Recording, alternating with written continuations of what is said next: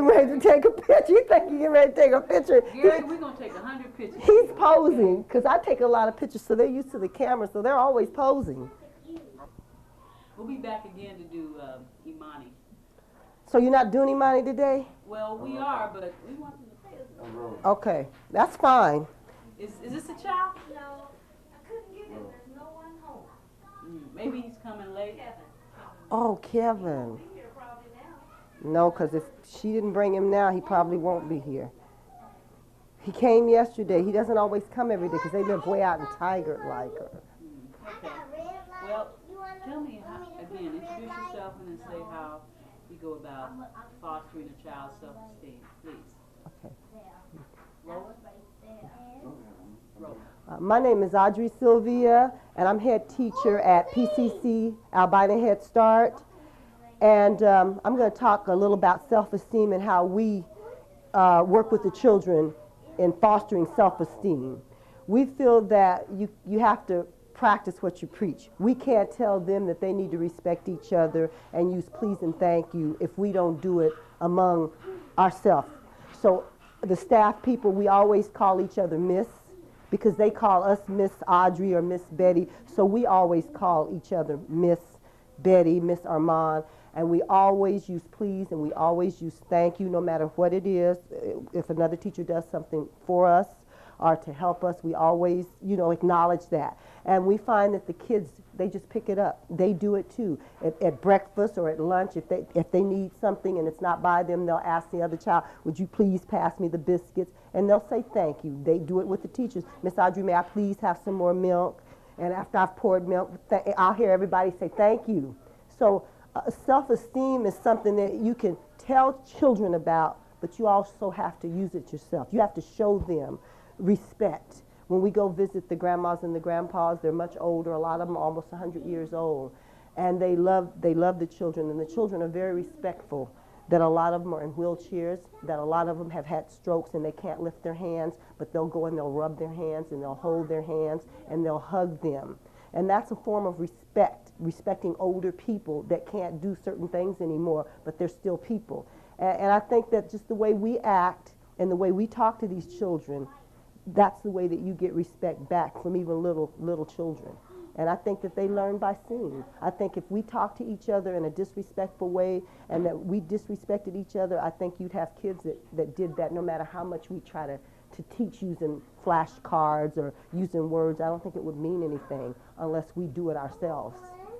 And I think that we have a lot of children here that have real good self-esteem and feel good about themselves.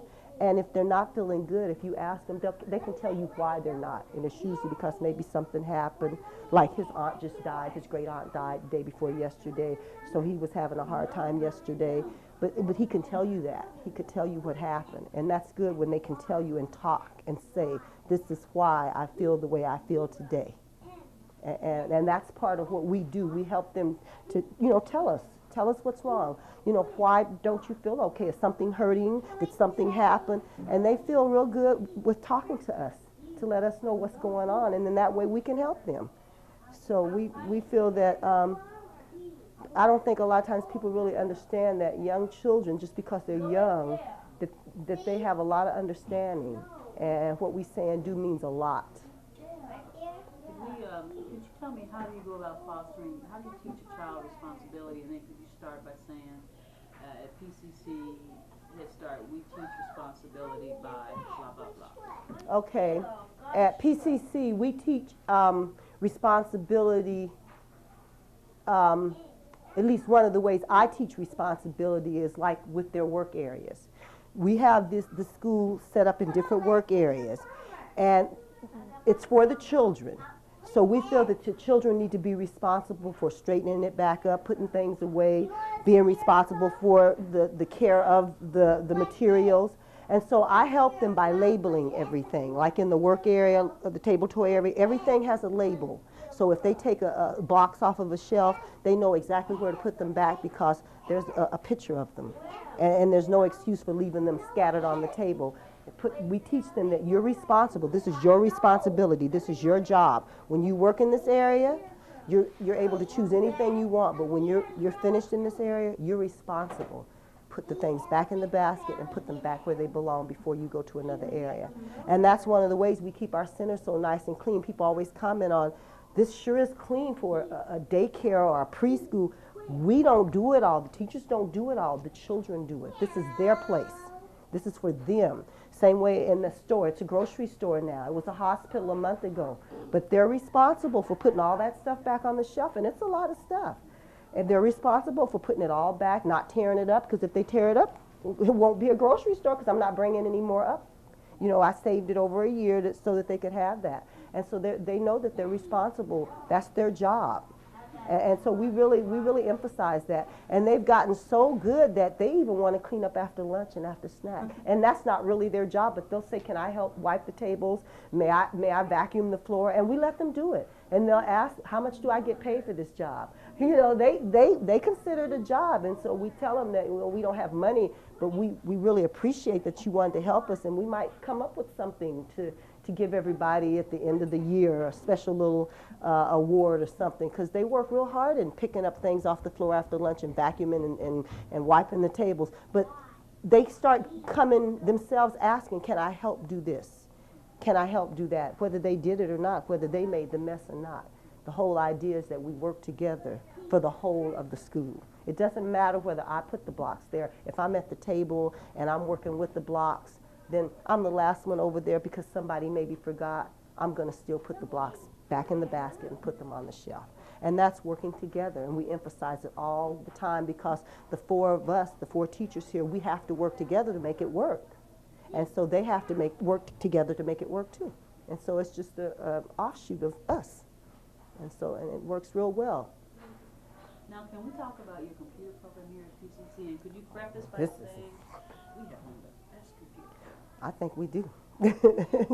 I want to talk a little bit about our computer program here at PCC. We just got computers this past September. All the schools, all the Albina Head Start centers have 3 computers, and the children love it. We have had such success.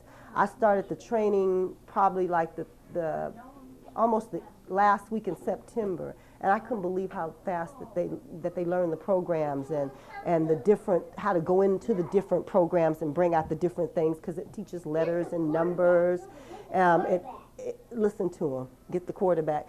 And they've learned how to go out of playroom. They know how to go out. They know how to just exit it by pushing a Alt and a Q. They know how to do that. They know how to go in. They know you can ask them anything about the things on a computer. They can tell you the keyboard, that this is the mouse pad. They can tell you that it is not a toy, that it is a very expensive tool, but you can learn lots of things on it. They know it's been wonderful, and the parents love it. Some of the parents have come and worked on our computers, volunteered time and helped us do things with the computers. So it's really working. It's really working. When they go into public schools, and I know public schools do have computers, these kids will know a lot about what's going on when it's introduced in the public schools to them. They'll already know a lot about the computer. How do you think this helps prepare a child for the 21st century? And could you preface by saying, I believe learning and understanding computers help prepares a child for the 21st century by? I believe that working and learning the computers will help prepare these children for the 21st century, for the fact that everything is going to be computerized. It's on its way. And if you don't know this, you're going to be left behind. And the younger you start learning this, the better, because these kids have no fear or no intimidation of the computer like when you become an adult like myself. I just learned about the computers this past year. And I wasn't that intimidated, but I kept thinking, now, I don't know if I'll ever be able to put all this up here and remember all this. Well, I have, and I can. They don't even think that way. They know they can. They just like, and if they need help, teacher so-and-so and so-and-so, and you show them one time, and you don't have to show them anymore. And so for the 21st century, this is it. This is where it's at. For science, for math, they're going to need to know all this. And I think getting them started these kids are 3, 4, and 5. By the time they enter grade school, by the time they get into high school, you know how fast things are changing. They'll be ready. They won't be intimidated. I don't think they'll be intimidated by science and math and some of the things that will be thrown at them because they'll have good self-esteem, they will have a good background of computers, and I don't think that they'll be scared at all. I think, and that's the one thing that we work with them. There is no right or wrong in a lot of situations. You just give your answer to the best of your knowledge and go from there. It's not like, oh, well, that's wrong, or you gave me the wrong answer. So they're not intimidated or scared.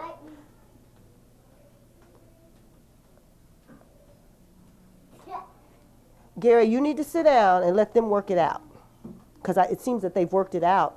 And you need to sit down and let them work it out. They've worked it out. They're okay. But anyway, they won't have any fear of it. You know, it's not like now when we ask questions downstairs, when we do circle, we don't have kids that are scared to give an answer because they think it's the wrong answer. They just give an answer of whatever they're thinking. It doesn't matter because they know it was a good try.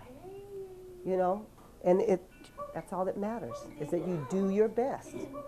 That's all that matters. Can we talk a little bit about how you go about teaching a foreign language, and why do you think that's important as we prepare our children for the 21st century? And again, could you preface your statement by saying, in preparation for the 21st century, we at PCC Albina Head Start teach our young children a foreign language? We at PCC Albina Head Start Center are working with our children in other languages. We feel that it's very important. Our community is not just one race anymore. We have many different nationalities that live in the albino community, and we feel that it's very important for the kids to at least have just a start with letters and numbers and colors. And we ourselves are starting. Ronnie has set up a program starting next Thursday. All head teachers will start Spanish classes. We will be taught a lot of the basic communication skills, because a lot of the kids that we're starting to deal with, a lot of them are Hispanic. Some of the children can speak English, but a lot of the parents can't, and we should be able to communicate with these people. And so that we're doing the same thing with our kids. We're teaching them French right now. They can say good morning in French. They can count to 10 in French. And then we're going to go to Swahili, and we're going to do Spanish, and we're going to do some signing, just so that they know that not everybody sounds alike. So if they run into people that sound different, a lot of times kids make fun when they don't understand. They laugh when they don't understand. And to understand is knowledge. So to hear someone speak another language is beautiful. So they'll understand. I mean, when we go down there and start pointing to those numbers, they can count in French, and then one of our teachers, she's French, and so that helps a lot. She's taught them songs in French, and that's been really neat. And so I figure in a couple of weeks, like I have a second job. I work for the Northwest Regional Lab, and I go and I deal with a lot of people. I go to their house, and I went to a Hispanic family's house the other evening. The dad could speak English, but the mom could not speak a word of English. And they made me very comfortable, and they made me feel really at home. And I told him when I come back in April to do data collecting that I'd probably be able to converse with him in Spanish. He thought that was really neat. I told him by then I'd probably know enough Spanish by April or May that I'd be able to converse with him in his language. And he thought that was really neat. And I think it is too. So in order to pass it on to the children, Ronnie has made sure that we're going to be learning it ourselves. And so it's great. It's going to be great. Now I'm talking, I can talk. So when can I get out?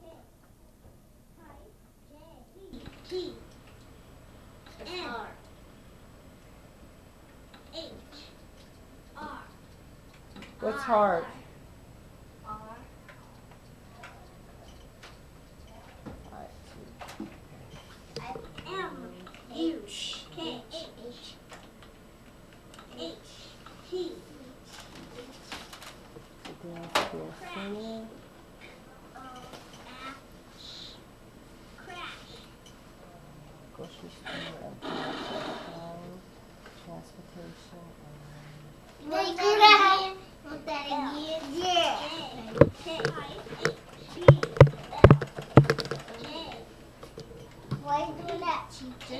Because a lot of the words got scattered yesterday. See, in the lesson plans, I got to email them over, and they don't look right. Email. So What they gonna look like? I'm pushing it. I'm wearing my red rose. B.